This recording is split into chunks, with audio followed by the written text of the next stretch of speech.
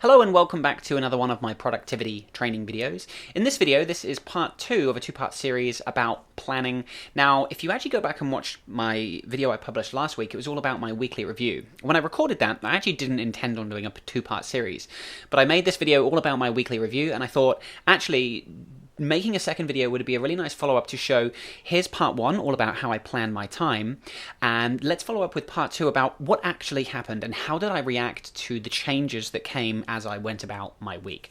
Because as I said in last week's video, the purpose of the weekly review is to really sort of step back from your work, assess what's going well, and most importantly, plan your upcoming week.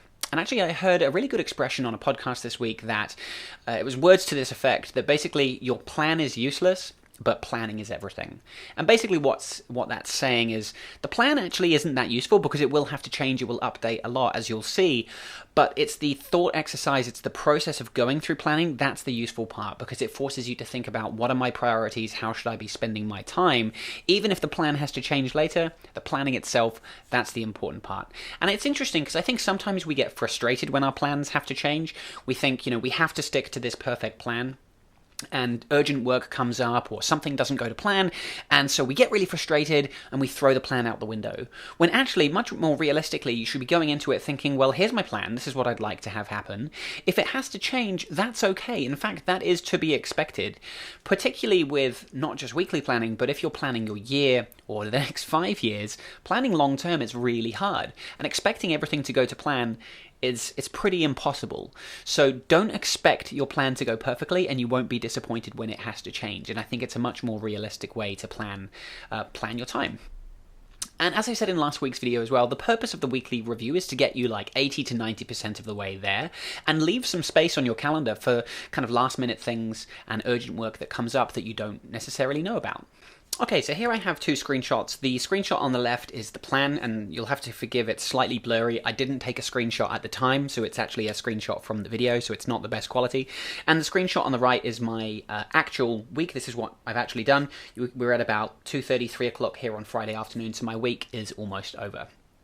Now, let me give you a few examples. On Monday, so if we're looking at the plan here, where my mouse is, on Monday, this is what my plan looked like. Had some content work in the morning, a couple of tasks, a call, and then another task in the afternoon. What actually ended up happening is I had to book a doctor appointment. Nothing serious, I just had to go to the doctor. And so this is something obviously unexpected that came up. So if you have a look at these two side by side, you'll see that this 3 to 4 o'clock activity I moved to do earlier in the day. One of these half-hour slots I was able to do in the morning, and the other half-hour slot, actually recording the podcast for this video, I'm now recording at the end of the week. And so you can see I just shuffled things around.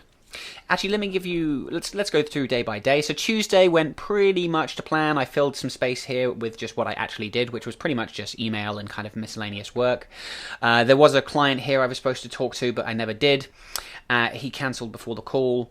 And then finally I did some extra work in the afternoon that I didn't initially plan. Just a client, emailed me and I had some work that I needed to do. So Tuesday was kind of pretty much to plan. Wednesday I had to change my plan a little bit. This, you'll see here, I had about 2 or 2.5 hours. 2 hours I'd planned to do some work, planning a video script and content for a video series that I'm going to work on. Now, this is something, it's non-client work, just something for myself. I obviously had taken or planned the afternoon to do this. But because this work here from Tuesday I didn't get done in time. There's the first block there that I did on Tuesday. I didn't get it done in time. I needed a bit more time. In fact, more than double the amount of time I ended up needing to get this task done. So you see, I had to shift this block. I've actually shifted it to the following week.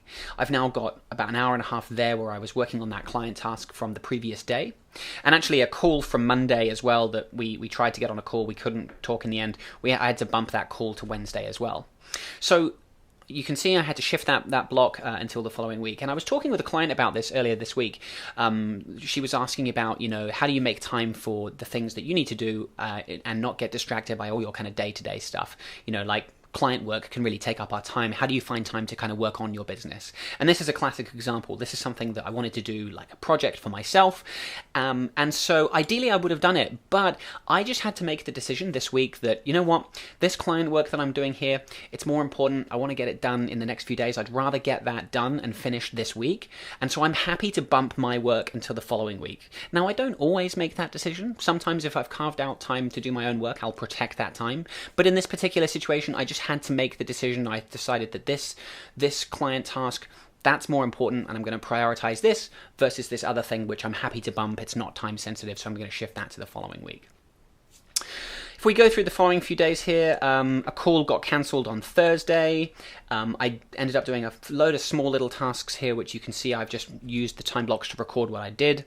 Everything else pretty much went to plan on Thursday, and Friday, again, generally everything has gone to plan as well. The blocks have shifted around and shuffled a little bit.